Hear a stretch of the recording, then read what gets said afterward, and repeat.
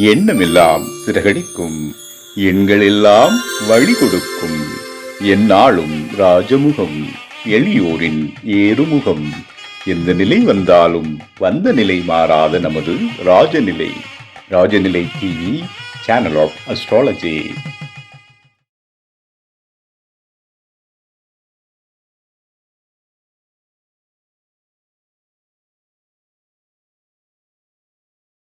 குரு பிரம்மா குரு விஷ்ணு குரு தேவோ மகேஸ்வரக குரு சாட்சாத் பரபிரம்மம் தஸ்மை ஸ்ரீ குருவே நமக. குருவே வா அழுக, குருவே துணை.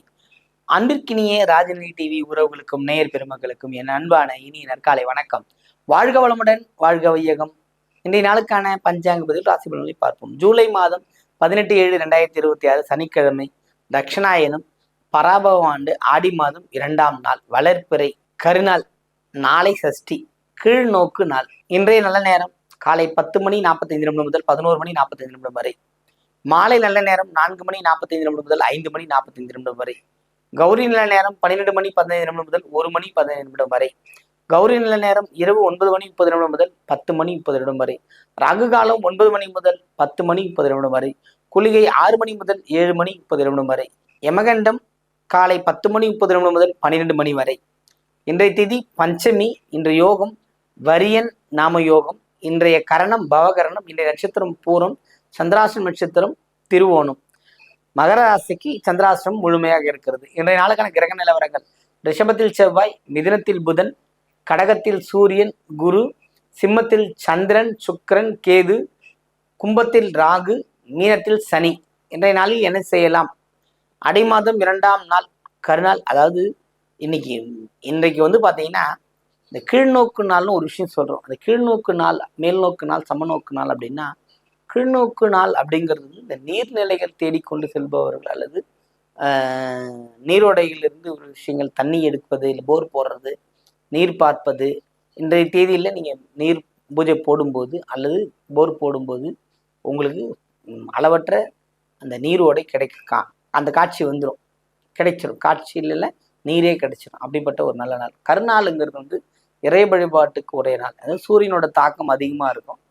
தாக்கம் அதிகமாக இருந்தால் கருநாள்னு அதுக்கு ஒரு நாளை குறிப்பிட்டிருக்கும். இதெல்லாம் உச்சம் பெற்ற நாள்னு எடுத்துக்கலாம். சனிக்கிழமைகளில் இந்த மாதிரி விஷயங்கள் செய்யும்போது நீங்கள் வெற்றி பெற முடியும். அது சனிக்கிழமைகளில் குலதெய்வ வழிபாடு மேற்கொள்றதும் திறப்பை தரும். அப்படிப்பட்ட அற்புதமான நாளாக இந்த நாள் இருக்கிறது. பயன்படுத்தி கொள்ளுங்கள். இந்த நாளுக்கான ராசி பலன்களை பார்ப்போம்.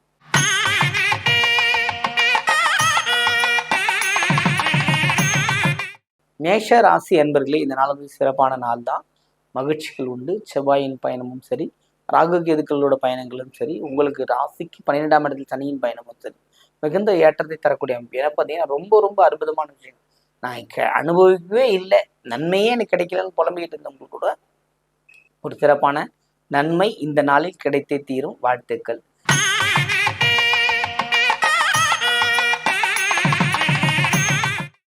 ரிஷபராசி என்பவர்களுக்கு இதனால ரொம்ப சிறப்பான நாள். சுகங்களோட சுகபோகமா வாழணுன்ற இல்லைங்களா, அந்த அமைப்பு தான் ரிஷபத்திற்கு இருக்கு. இந்த அற்புதமான ஒரு நாள். இந்த நாள் நீங்க பயன்படுத்திக்கலாம்.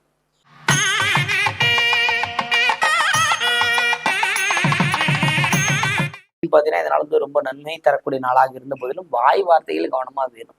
தேவையில்லாத வார்த்தையை கொடுத்து மாட்டிக்க கூடாது. பயணங்கள்ல கவனமா இருக்கணும். நிதானம் தேவை. ஏதோ ஒன்று போகணும் வந்தோம்லாம் போகக்கூடாது. புதன் ஆட்சியாக இருக்க இருந்தாலும் கற்பனை வளங்கள் எத்தனை இருந்தாலும் வீடு, தாயார், பிள்ளைங்களை கொஞ்சம் கவனமாக பார்த்துக்கணும். உடலில் ஏதாவது பிரச்சனைனா டக்குன்னு ஒரு மருத்துவத்தை அணுகி கன்சல்ட் பண்ணி அவங்களுக்கு வைத்தியம் பார்த்து அவங்க சரி பண்ணிடணும். பார்த்துக்கலாம்னு இருக்கிறது அவ்வளோ சிறப்பு இல்லை. அதனால கவனமாக இருக்கிறது சிறப்பான வேணால் சொல்லிக்கலாம். இந்த நாள் ஒரு சிறப்பான நாள். மகிழ்ச்சி.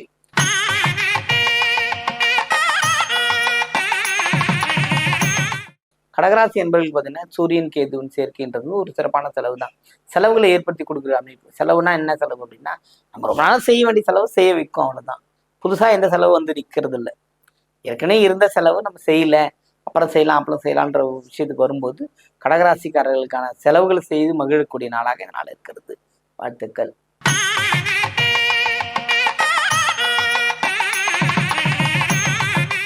சிம்மராசி அன்பர்களுக்கு பார்த்தீங்கன்னா, சந்திரன் சுக்கிரன் கேது இவங்களோட பயணங்கிறது ஒரு அளவில் இருந்தாலே நன்மைகள் கிடைக்கும். இருந்தால் சனியின் பார்வை இருக்கிறது கொஞ்சம் கவனமா இருக்கணும். போட்டி பந்தயங்கள்ல கவனமா எச்சரிக்கையோட கலந்துக்கணும். பேசுற வார்த்தையில கவனம் தேவை.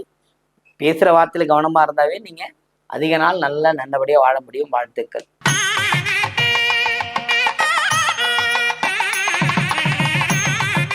கன்னிராசி அன்பர்களுக்கு ஒரு சிறப்பான நாள். உதவிகள் கிடைக்க பெறும்.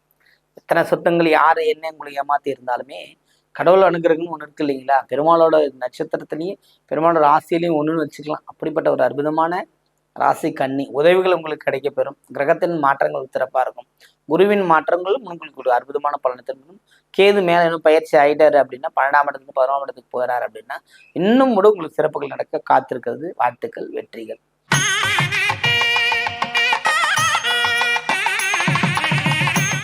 துலாம் ராசி என்பவர்கள் துலாமை பொறுத்தமட்டில் பார்த்தீங்கன்னா எல்லா வாய்ப்புகளும் கதவு தான் தட்டணும்னு இல்லை, நம்ம போய் அந்த கதவை தட்டி வாங்கிட்டு வரலாம். அப்படி போட்டு எண்ணங்கள் உங்களுக்கு புதிதாக முளைக்கும், புதிதாக தோன்றும். அதற்கான முயற்சிகள் நீங்கள் இறங்குவீங்க. எல்லா வெற்றியும் உங்ககிட்டே இருக்கு. வெளியிலேருந்து எதுவுமே கிடையாது, வெளி உலக வாழ்க்கையும் கிடையாது. உங்களுக்கு எல்லாமே உங்கள் கையினால் ஏற்படுகின்ற செயல் தான் நிலைக்கும். அதனால நீங்க எது செய்தாலும் வெற்றி பெறக்கூடிய நாளில் தான் இருக்கிறீங்க. வாழ்த்துக்கள்.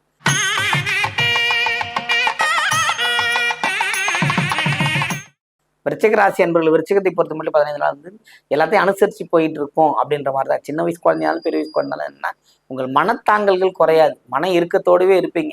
அந்த இறுக்கங்கள் மாறணும். சந்தோஷமான மனநிலைக்கு வந்தீங்கன்னா எல்லாமும் வெற்றியாகும். வாழ்த்துக்கள்.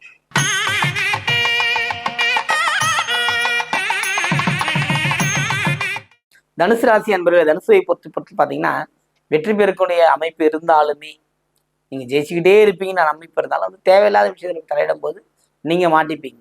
அதனால் அதெல்லாம் தலையிடாமல் உங்கள் வேலையை மட்டும் நீங்கள் பாருங்கள், ஜெயிக்க முடியும். வாழ்த்துக்கள்.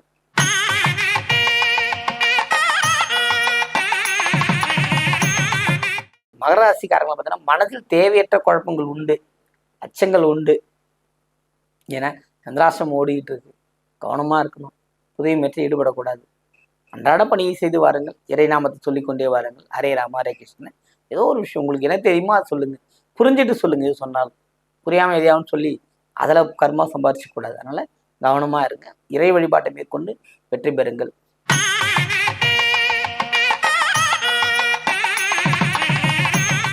கும்பராசி என்பவர்களை கும்பத்தை பொறுத்த பார்த்தீங்கன்னா இந்த ராகுவின் தன்மை ஏமாற்றத்தை கொடுத்தே தீரும்னு நான் ஏற்கனவே சொல்லியிருக்கேன். கவனமா இருக்கணும். எதையும் யாரையும் நம்பக்கூடாது. எதுவாக இருந்தாலும் கண்ணில் காட்டு அப்புறம் பேசிக்கலான்ற மாதிரி பேசினீங்கன்னா நீங்கள் ஜெயிப்பீங்க. அந்தளவுக்கு ஒரு சிறப்பான வாய்ப்புகள் இருக்கிறது, பயன்படுத்தி கொள்ளுங்கள்.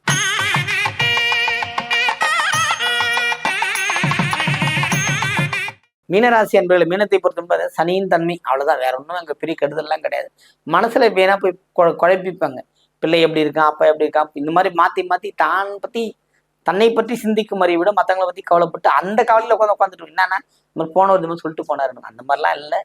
எல்லாமும் உங்களுக்கு வாய்க்க பெறுகின்ற ப்ளஸ் சிறப்பான நாள். இந்த நாளில் வந்து நீங்கள் குலதெய்வ வழிபாட்டுக்கு போயிட்டு இருந்தீங்கன்னா இன்னும் சிறப்பாக இருப்பீங்க. வாழ்க வளமுடன், வாழ்க வையகம்.